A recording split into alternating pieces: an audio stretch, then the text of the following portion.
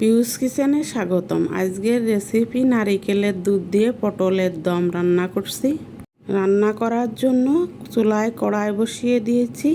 কড়াইটা একটু গরম হয়ে এলে সরিষার তেল দিয়ে দিয়েছি।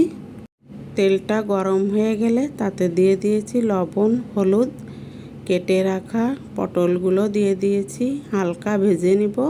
বাসায় পটল এভাবে রান্না করে খেয়ে দেখতে পারেন। পটলগুলো নেড়ে চেড়ে এক একটা করে উল্টিয়ে দিচ্ছি, দেখতেই পারছেন। এর আগে ডিম রান্না করেছিলাম নারিকেলের দুধ দিয়ে। অনেকেই জিজ্ঞেস করেছিলেন, দিদি ভাই নারিকেলের দুধটা কিভাবে বানিয়েছেন। বন্ধুরা, এই ভিডিওই বলে দিচ্ছি। প্রথমে নারিকেলটা কুড়িয়ে নিয়েছিলাম। পটলগুলো ভাজি হয়ে গেছে, এখন উঠিয়ে নিচ্ছি।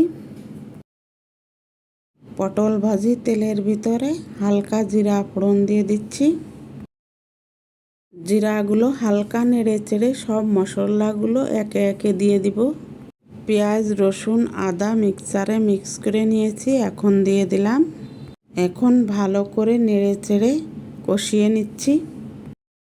আমি এখানে একটা নারিকেলের অর্ধেক ব্যবহার করেছি। নারিকেল কুড়িয়ে হালকা কুসুম জলের ভিতরে ভিজিয়ে রেখেছিলাম আধা ঘন্টা।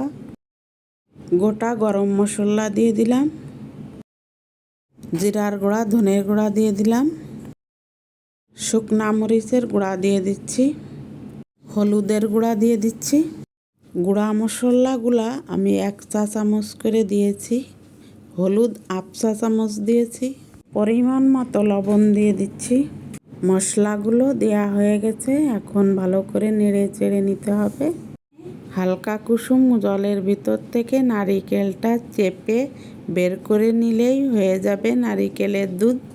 নারিকেল থেকে দুধ বের করা এটাই সহজ পদ্ধতি। এখন নারিকেলের দুধ দিয়ে দিচ্ছি। ভালো করে নেড়ে চেড়ে 2 মিনিট জাল করে নিব। নারিকেলের দুধ বানাতে যে জলটা ব্যবহার করেছি ওই জলটাই দেব, আর কোনো জল দিব না।